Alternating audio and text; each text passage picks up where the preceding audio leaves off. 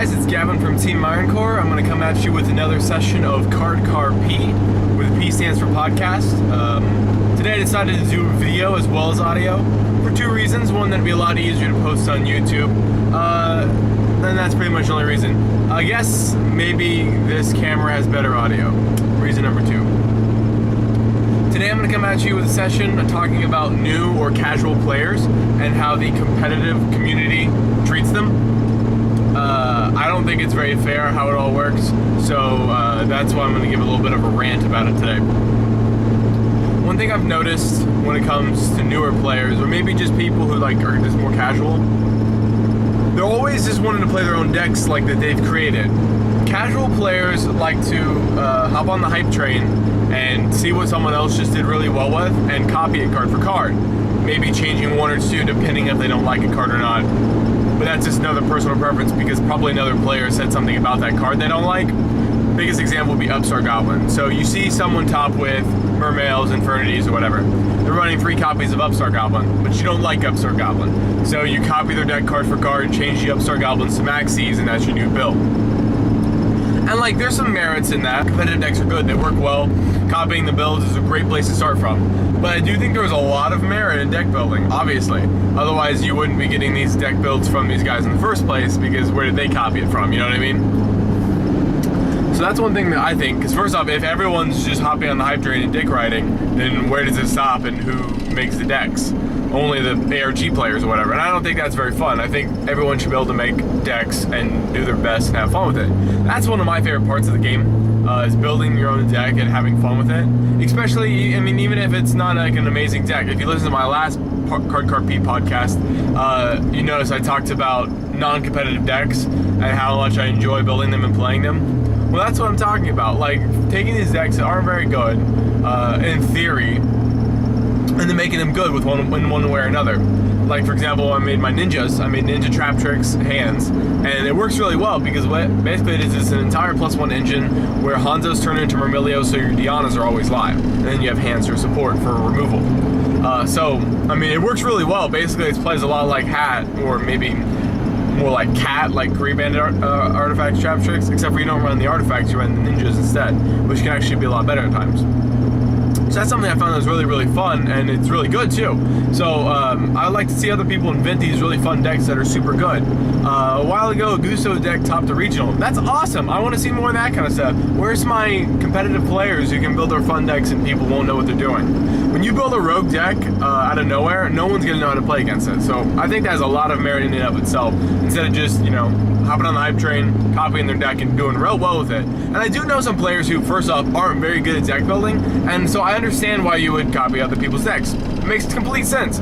But I still feel like there's some merit in trying to build your own deck, and then maybe get some help from some friends who are better at deck building.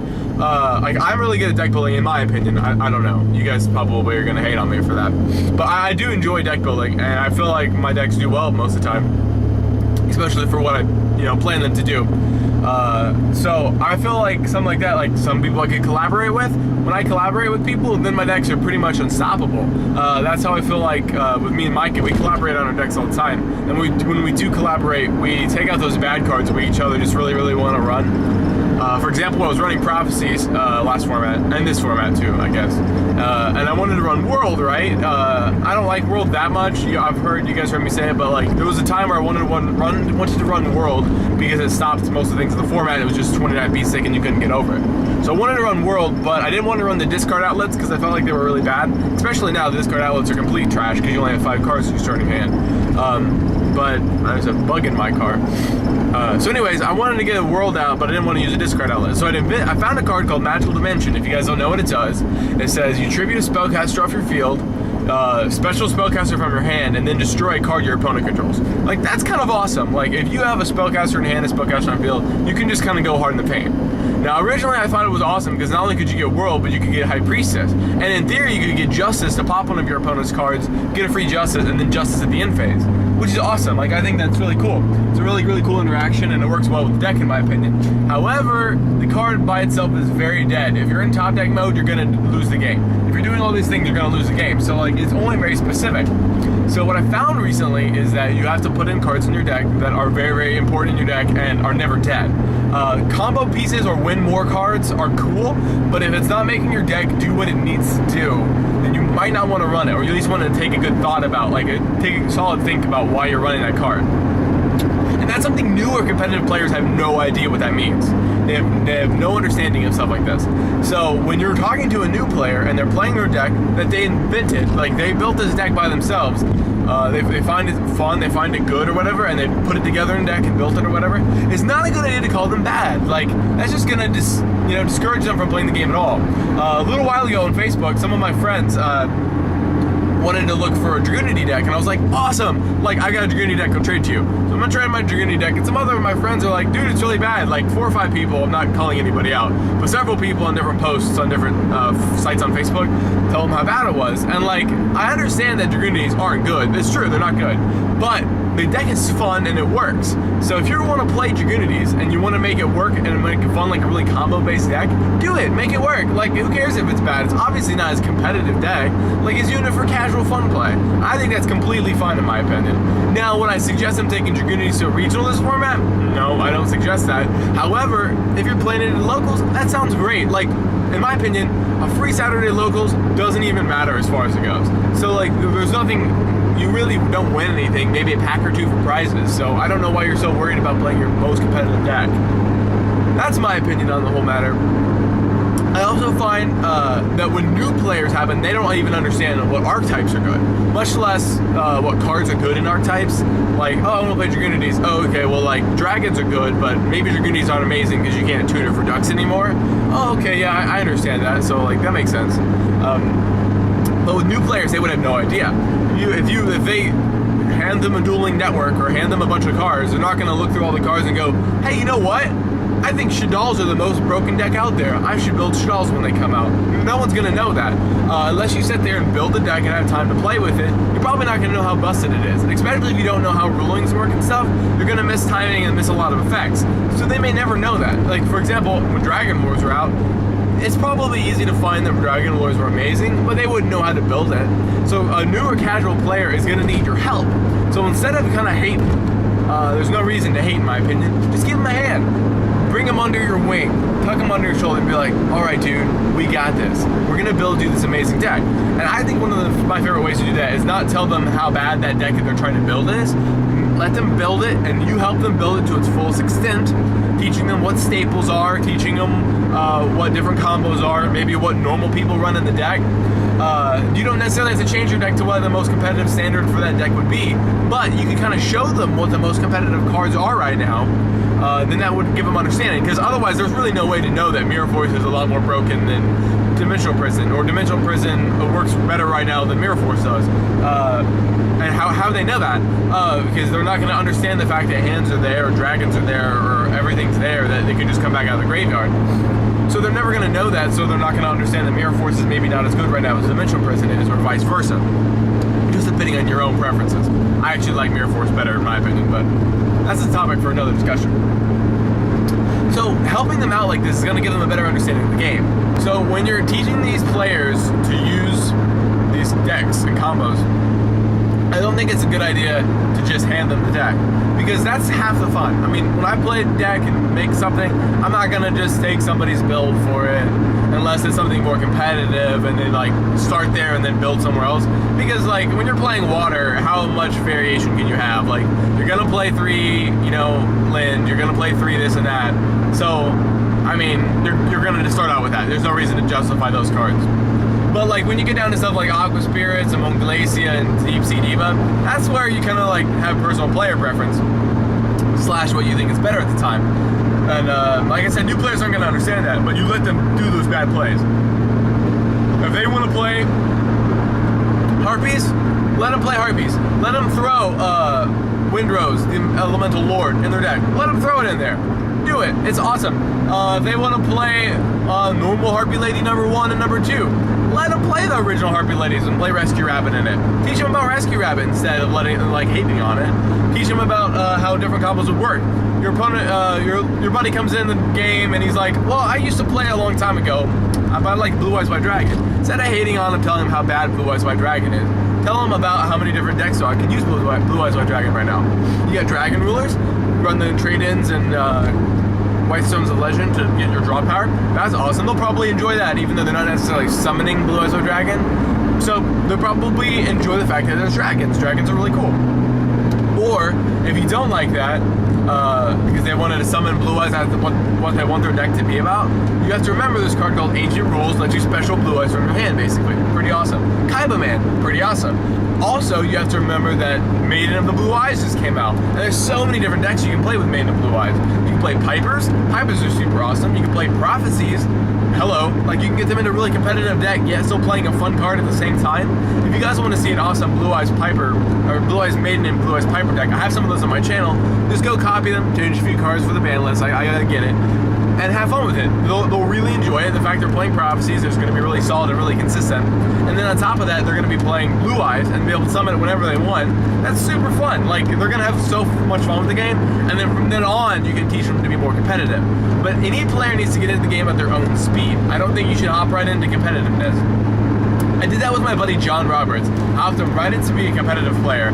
I mean, I still gave him bad decks to start with, but I did not teach him like the broken things off. I told him what deck he wanted to build, and he was like, yeah, I'm kind of gonna build whatever. So I built him this Hunter deck, and Hunters worked really well at the time. It was right before oh my gosh, Thunder Seahorse came out a few years ago. So Thunder Seahorse did not come out yet. He plays this deck at a regional using the Synchros and the Exceeds and stuff, and basically use Thunder Spark Dragon as his win condition, as along with Shockmaster. So basically you just spam the field, you know, kill all your opponent's cards, stuff like that. He did really well with it, actually, especially for what he wanted to play with. So I think giving someone a deck they want to play with is probably a lot more fortuitous for you than giving them a deck that's good and making them, you know, good at it, because they're not going to enjoy the game. They're going to think it's too much. There's a lot of stuff that goes on, like simultaneous effects go on chain, and stamina step, and timing and missing timing and stuff like that. They're not going to really understand or want to understand it, to be honest, for at least a few years getting in the game, maybe a few months depending on how competitive they are at other games. Definitely look at their play style, understand what they're doing, because if they want to play a slow deck, maybe teach them Boojins. They'll probably love Boojins, because Protect the Castle is so fun. So if they like to play Protect the Castle or Boojins are really defensive, make it something like Boojins, Evil Swarm, something like that, they might enjoy. If they want to play really aggressive, what's the harm in giving them a Six Samurai deck? They're going to love it. The artwork on the Six Sams, awesome. Everything about Six Sams is super cool. So who doesn't love Six Sams? Like, legit. Unless you got sacked by it, you originally loved the deck. I also hate the deck, but the first deck I learned how to play, to be honest. So I actually like the Six Sams. It's super cool. The artwork was awesome. They spam a lot. They synchro for a really unstoppable monster that can just negate anything at any point in time. And with traps to back him up and spells to back him up. Gateway is broken. Like, how would you not love these cards? So a deck like Six Samurai, something that they would love to play. Well, when you give your new player something they'd like to play, or maybe a casual player, something they like, something around their play style, but maybe more competitive. So you see someone in your locals, they're playing like, I don't know, Fire King deck. Not inherently bad. Like, you can make really cool Fire King decks. Shout out to Team No Fat Chicks, my buddy Patrick Ufoyle. If you want to see a really cool Fire King deck, he's got it. He's topped a YCS for Fire King, so like the dude knows what he's talking about. Go there, look at his deck profile, check it out, it's awesome. Or, so you see them with a Fire King deck, but you realize maybe they didn't have all the cards they want, they're not a competitive enough player to play it. Say, okay, alright dude, let's kind of look in there. So my buddy Patrick Ufoyle, I've seen him on Facebook, he runs only 2 big chicken. So maybe we can go down one of these and add like a bear. What's a bear? I don't know what bear does. Oh, well, if we see Brother for the Fire Fist Bear pops a card, but sending a Fire Formation Tinky to the grave. Wait, what's Tinky? Oh, Tinky didn't come in the structure deck. Of course you wouldn't know. So you throw some Tinkies in their deck. All of a sudden, their deck is a lot better, but they're still playing like a fun deck, something that they enjoy. And if you help someone make a bad deck really fun and really good, they're going to enjoy it. They're going to love the crap out of the game. And that's just my opinion and my little rant. I don't think I've got too much else to say about that. You guys kind of get my gist now. I don't know how many other examples I really need to put in there. But pretty much, don't hate. They don't know better. They really don't. These players are not competitive yet. They don't understand. So teach them slowly, but not aggressively. I think you're going to lose them in the game if you do that. Also, don't kick their ass too much. Be nice. Don't necessarily lose on purpose, but don't kick their ass. Teach them why the play that they did would have been better this way, or why this card would have been better in this situation. Show them. Teach them. Make them learn. They'll appreciate you for it, and they'll become better a lot quicker. I think casuals are kind of a joke to me, but I really enjoy making casuals and newer players better. So this is my suggestion to you guys. I can't tell you how many little kids I've given free cards to just to help their deck be better. Do that. Have fun with the kid. Like, you don't have to plus off them every time. Give them a free card. Teach them how something works. Show them a deck profile that you found online, something that's very, very similar. Maybe they'll enjoy it. They'll become better. More competitive, good Yu-Gi-Oh players is going to only help the community, because we're going to have better players and more packs going around, more prizes and stuff for you to, trade for and stuff like that. So, like, it really does help the community when you actually help these players out.